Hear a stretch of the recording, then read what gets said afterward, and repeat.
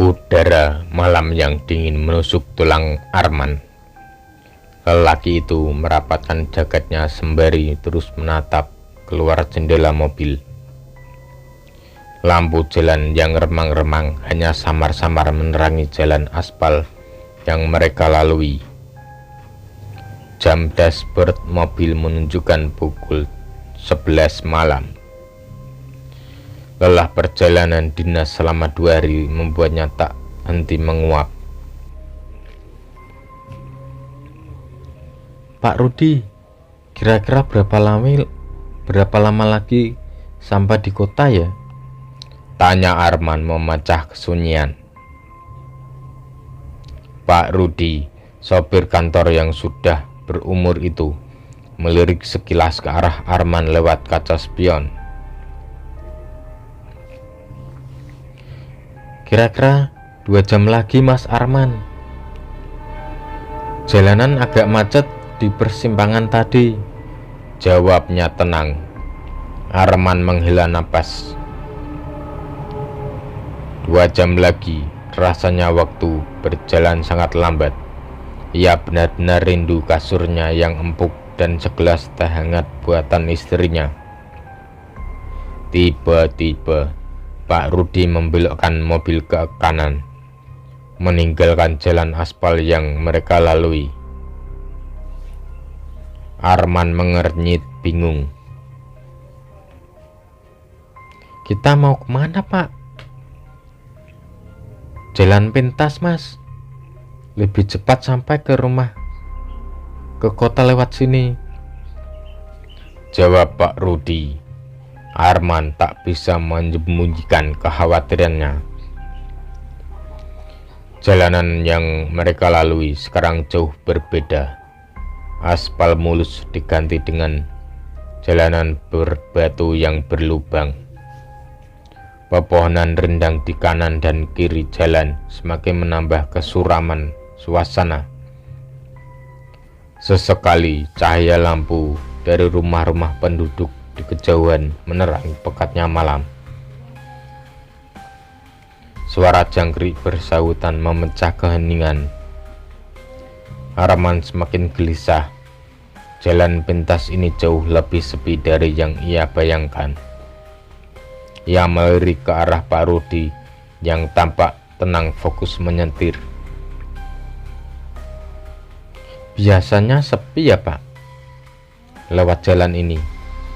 Tanya Arman memberanikan diri. Pak Rudi mengangguk.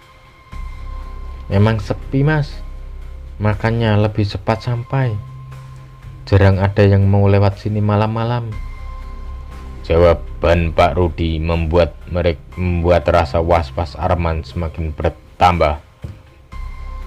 Ia melirik ke arah jam dashboard mobil sekali lagi. Waktu berjalan lambat sekali. Arman seolah-olah sudah berjam-jam melintasi jalanan berbatu itu. Tiba-tiba di kejauhan, Arman melihat kerlap-kerlip cahaya warna-warni. Ia menyipitkan matanya, memastikan apa yang dilihatnya. Cahaya itu semakin jelas. Ada biang lala yang berputar dengan lampu-lampu warna-warni yang berkedip. Ia juga melihat bayangan tenda-tenda yang berdiri berjejeran.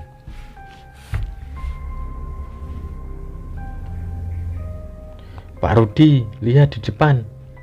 Ada pasar malam, seru Arman takjub. Pak Rudi mengerutkan kening. Mana Mas? Saya tidak melihat apa-apa. Arman menunjuk ke arah cahaya. Di sana Pak, itu pasar malam kan? Pak Rudi terus fokus ke jalanan. Mungkin itu rumah warga yang banyak lampu biasnya. Tidak ada pasar malam di sini. Tapi jelas sekali itu pasar malam Pak. Ada biang lala, tenda-tenda, dan banyak lampu, bantah Arman.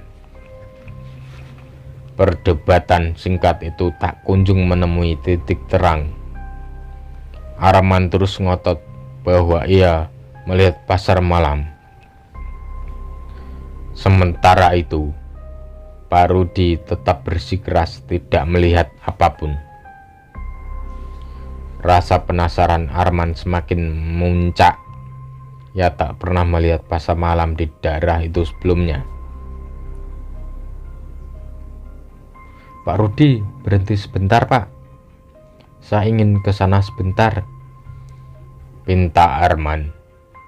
Pak Rudi ragu-ragu. Sudah malam, Mas. Sebaiknya kita langsung pulang saja. Arman terus memaksa.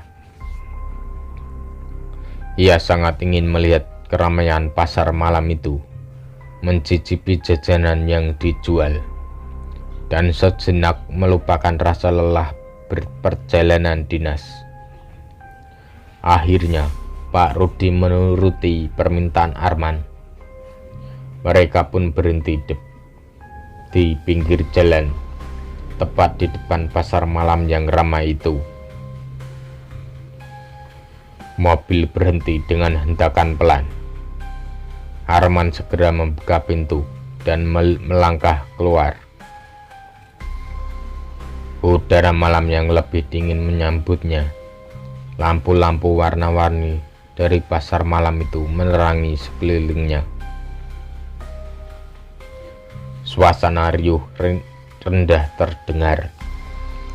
Campuran suara orang bercakap-cakap, musik dangdut yang samar-samar, dan teriakan anak-anak yang bermain. Arman terpaku melihat keramaian di depan matanya. Ia tak bisa menyembunyikan rasa takjub. Pasar malam ini jauh lebih besar dari yang ia kira. Berbagai tenda berjajaran rapi, masing-masing menawarkan aneka jajanan, permainan anak, dan pernak-pernik di tengah arena. Biang lala raksasa berputar pelan. Lampu warna-warni berkedip menambah semarak suasana. Anak-anak berlarian ke sana kemari. Wajah mereka berseri-seri penuh kegembiraan. Orang dewasa berbau di antara mereka. Ada yang asik mengobrol, ada yang sibuk membeli panganan, ada juga yang menemani anak-anaknya bermain. Arman melangkah masuk ke dalam area pasar malam itu.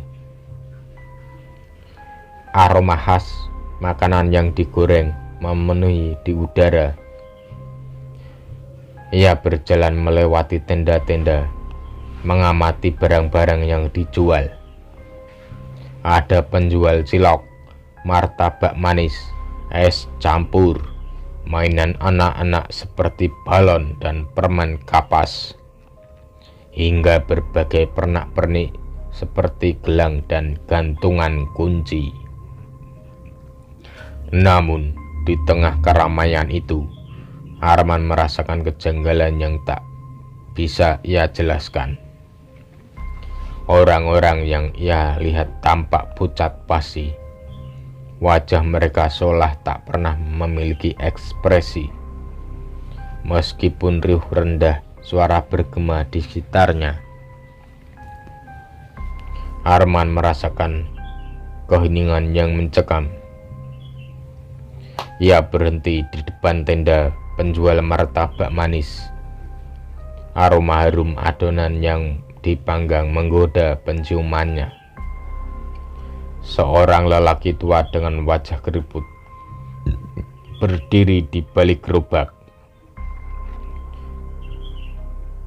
menatap Arman dengan tatapan kosong. "Martabak manis, Pak?" tanya Arman ragu-ragu. Lelaki tua itu tidak menjawab. Ia hanya terus menatap Arman dengan tatapan dingin dan datar. Arman merasa tidak nyaman. Ia memutuskan untuk beranjak pergi. Ia berjalan menuju tenda es campur, berharap mendapatkan pelayanan yang lebih ramah. Namun, hal yang sama terjadi. Menjual es campur, seorang perempuan muda yang juga hanya menatapnya dengan tatapan kosong tanpa respon pertanyaan Arman. Perasaan aneh semakin menyelimuti Arman. Ia berjalan semakin dalam ke area pasar malam itu, berharap menemukan seseorang yang bisa diajak bicara. Matanya tertuju pada seorang anak kecil yang sendirian duduk di dekat biang lala. Anak itu tampak berusia sekitar 7 tahun. Ia mengenakan baju koko putih, celana sarung. Arman mendekati anak itu dan berjongkok di depannya. "Adik sendirian? Tersesat ya?" tanya Arman dengan lembut. Anak itu mendongak menatap Arman. Wajahnya pucat dan matanya kosong. Namun ada sorot ketakutan yang terpancar di sana.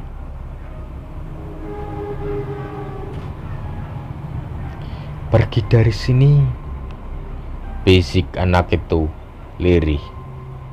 Suaranya dingin dan menusuk. "Ini bukan tempat untukmu." Arman tersentak kaget. Ia tak pernah menduga akan mendengar jawaban seperti itu dari seorang anak kecil. Perasaan takut dan bingung mulai menguasai dirinya. Ia merasa sesuatu yang tidak beres sedang terjadi di tempat itu. Suara teriakan anak-anak yang bermain dan musik dangdut yang samar-samar tiba-tiba terdengarnya semakin nyaring, menusuk gendang telinga Arman. Ia merasa pusing dan berkeringat dingin. Naluri untuk bertahan hidup tiba-tiba muncul. Arman harus segera meninggalkan tempat itu. Ia berdiri dan berlari menuju tempat mobilnya diparkir. Adrenalin terpacu memacu langkah Arman. Ia berlari menerobos kerumunan orang-orang yang tampak tak acuh pada kehadirannya. Lampu-lampu warna-warni yang tadinya terlihat semarak kini terasa menyakitkan mata. Bau harum makanan yang menggoda tadi kini tercium apek dan menjijikkan. Suara teriakan anak-anak dan musik dangdut yang tadinya riuh rendah berubah menjadi berisik dan memekakkan telinga. Arman berlari membabi buta, tak peduli tenda-tenda yang ia senggol hingga hampir roboh. Teriakan kaget sesekali terdengar dari orang-orang yang nyaris tertabrak. Tapi tatapan mereka tetap kosong dan dingin. Sampai di tempat mobil diparkir, Arman nyaris tak bisa mengenali kendaraan itu. Mobil silver milik kantornya terlihat asing di antara keramaian pasar malam yang aneh. Ia menarik gagang pintu mobil dengan tergesa-gesa dan langsung melompat masuk. "Pak Rudi, pergi dari sini sekarang!" teriak Arman histeris. Pak Rudi yang sedang tertegun melihat tingkah laku Arman tersentak kaget. "Kenapa, Mas? Ada apa?" tanyanya kebingungan. "Pergi saja, Pak. Cepat!" desak Arman sambil terengah-engah. Tanpa menunggu jawaban, Arman langsung membanting pintu hingga terbanting keras. Rasa takut dan jijik masih membuncah. Ia tak ingin berlama-lama di tempat yang menyeramkan itu. Pak Rudi tak banyak bertanya. Melihat kondisi Arman yang panik, ia segera menyalakan mesin mobil dan menginjak pedal gas. Mobil meluncur, meninggalkan keramaian pasar malam yang berkelap-kelip semakin jauh di kaca spion. Arman harus menoleh ke belakang, memastikan pasar malam itu benar-benar lenyap dari pandangan. Dadanya terengah-engah, keringat dingin membasahi bajunya. Ia merasakan kengerian yang tak pernah ia alami sebelumnya.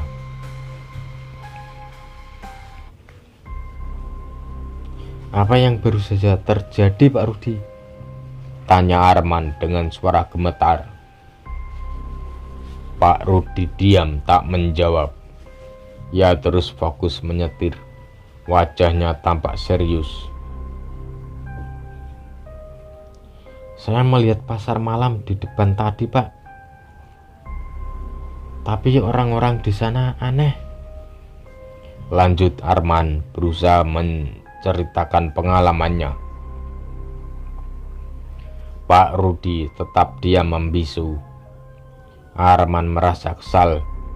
Ia membutuhkan penjelasan atas apa yang baru saja ia alami.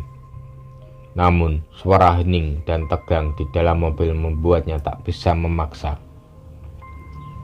Akhirnya Arman memilih untuk terdiam.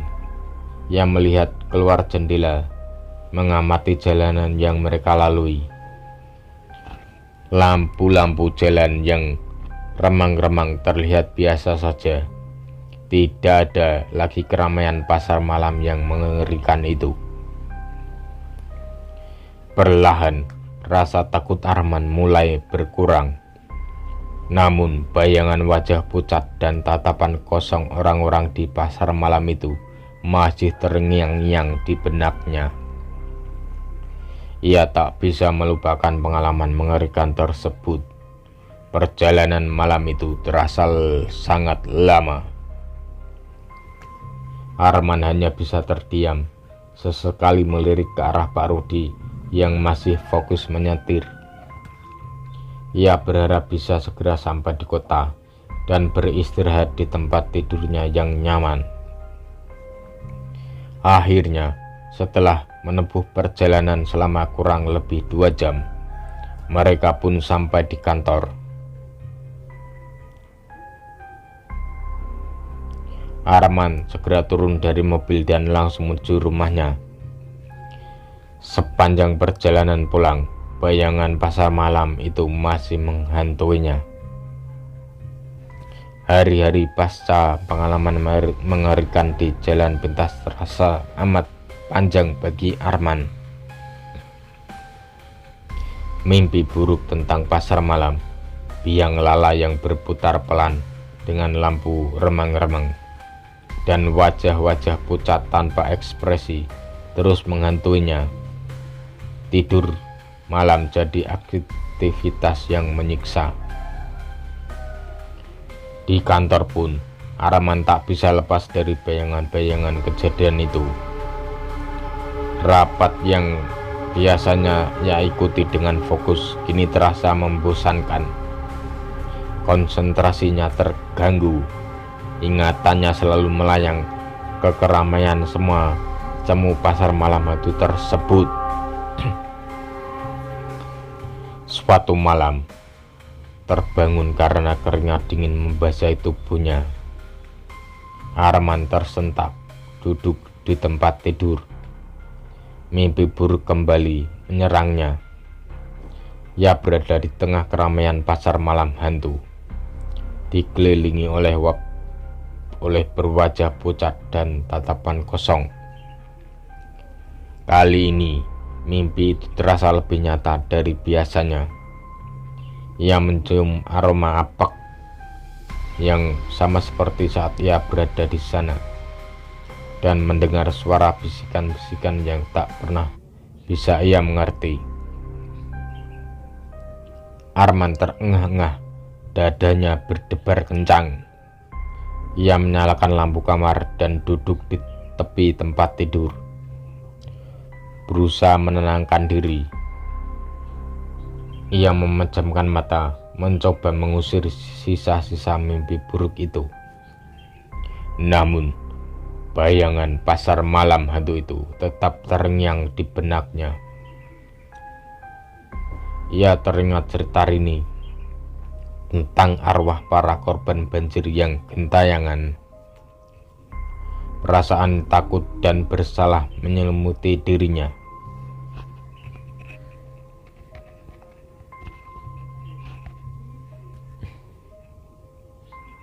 Kenapa aku harus melihatnya? Apa salahku? Bisik Arman lirih. Ia teringat anak kecil yang memperingatkannya untuk pergi. Apakah anak itu memang arwah salah satu korban? Apakah kehadirannya di pasar malam itu mengganggu para arwah tersebut? Pertanyaan-pertanyaan itu berputar-putar di benak Arman. Ia merasa bingung dan tak berdaya. Perlahan Arman mulai menyadari bahwa rasa takutnya yang sesungguhnya bukanlah pada hantu-hantu di pasar malam itu, melainkan pada pengalaman mengerikan yang ia alami. Aku harus menghadapi ketakutan ini, gumam Arman pada dirinya sendiri. Ia bangkit dari tempat tidur dan berjalan menuju ruang tamu. Ia menyalakan televisi, mencari acara hiburan apapun untuk mengalihkan pikirannya. Cahaya televisi yang terang dan suara-suara yang keluar dari speaker sedikit membantunya merasa lebih tenang. Ia duduk di sofa sambil memejamkan mata, mencoba untuk beristirahat meski belum bisa tidur. Malam itu terasa sangat lama. Arman terus berjuang melawan rasa takut dan mimpi buruk yang terus menghantuinya. Hari-hari berikutnya, Arman berusaha untuk menjalani hidup seperti biasa. Ia menghindari bercerita tentang pengalamannya kepada orang lain, takut dianggap gila. Namun, ia tetap bercerita kepada istrinya, mencari kenyamanan dan dukungan darinya. Ia mulai mencari informasi di internet tentang pengalaman menghadapi hal-hal mistis, berharap menemukan cara untuk mengatasi ketakutannya. Ia membaca artikel-artikel tentang meditasi dan relaksasi, berharap bisa tidur nyenyak tanpa mimpi buruk. Perlahan, dengan usaha yang keras, Arman mulai bisa mengendalikan rasa takutnya. Ia mulai bisa tidur lebih nyenyak, meski terkadang bayangan pasar malam hantu itu masih muncul dalam mimpi-mimpinya. Pengalaman ini menjadi pelajaran berharga bagi Arman. Ia belajar untuk lebih menghargai intuisinya dan berhati-hati dengan saat berpergian, terutama di malam hari. Ia juga belajar untuk menghadapi ketakutannya dan mencari solusi dengan caranya sendiri. Meskipun trauma itu tetap mungkin tak akan pernah hilang sepenuhnya, Arman kini memiliki kekuatan untuk terus melangkah maju